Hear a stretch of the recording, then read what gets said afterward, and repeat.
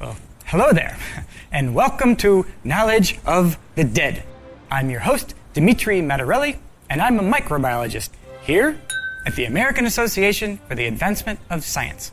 Today we'll be discussing the physical abilities and behavioral patterns of what we scientists have come to know as the living dead.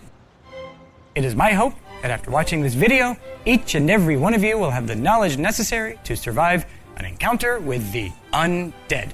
So stay tuned. Your life may depend on it.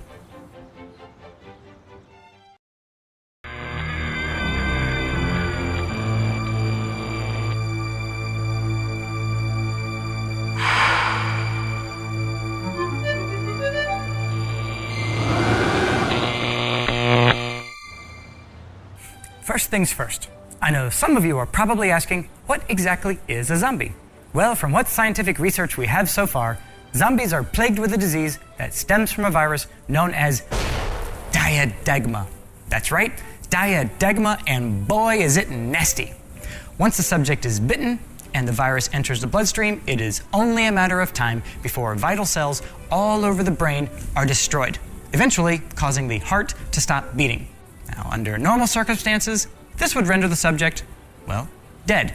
However, with diadegma, the brain remains alive, but dormant. This new organism, created by mutation of the brain, is a zombie. A member of the living dead! To help you better understand the mutation process, here's a slideshow that explains just how long it takes a bitten individual to mutate into a zombie.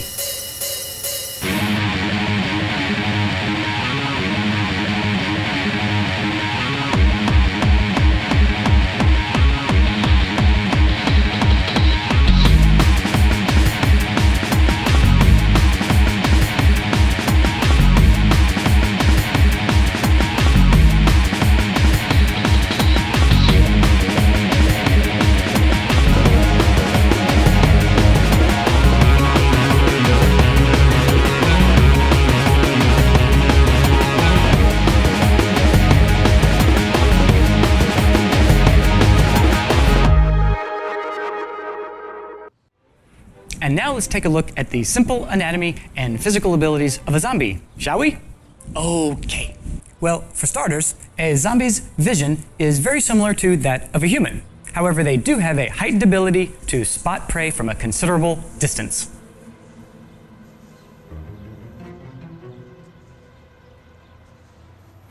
Zombies definitely have excellent hearing and can easily determine from which direction a sound is coming.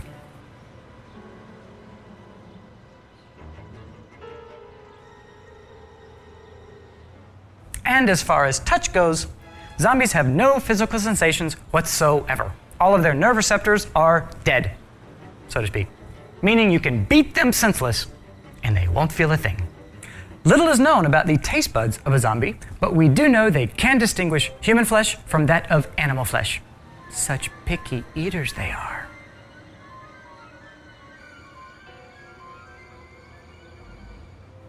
Zombies have a very acute sense of smell. In fact, zombies can smell a fresh corpse from more than a mile away. Golly.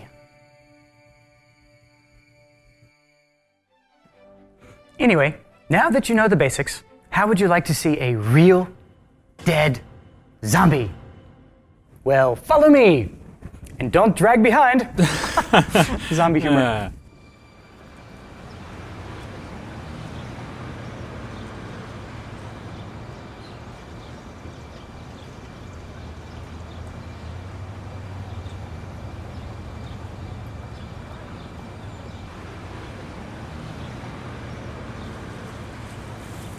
Okay, now here we have two zombies doing what they do best.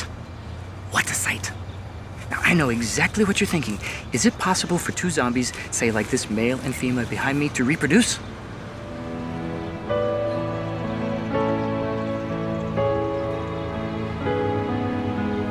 Absolutely not. Gross. Besides, their sexual organs are completely impotent, and while unfortunate for them, clearly an advantage to the human race. Would you look at them go? Fascinating, wouldn't you say? But enough of all this science mumbo-jumbo. Let's talk about the weapons. Why, you might ask? Because there is only one way to kill a zombie. Do you understand? One way, and that is to destroy the brain. The brain must be obliterated by enemies possible. If you decide to use a blunt weapon as your means to crush the brain, there are several options available to you. Sticks, axe handles, wooden clubs, or baseball bats are good for knocking zombies out of the way, but they lack the weight and strength necessary for a lethal attack. Sledgehammers and lead pipes will work, but may be too heavy for those on the move. A police baton is strong enough to last through several battles, but lacks the lethal power for a one-blow kill. The best weapon available is a steel crowbar. It is relatively lightweight and durable, and its curved, semi-sharpened edge also allows for a stabbing motion through the eye socket, directly penetrating the brain. If you're more of an edged weapon fan, then axes, hatchets, swords, and machetes will work just fine. Still haven't heard your weapon of choice? The list goes on. You have your chainsaws and various other power tools, but these weapons are usually heavy and require some type of power or fuel. Once drained, the weapon is pretty much useless.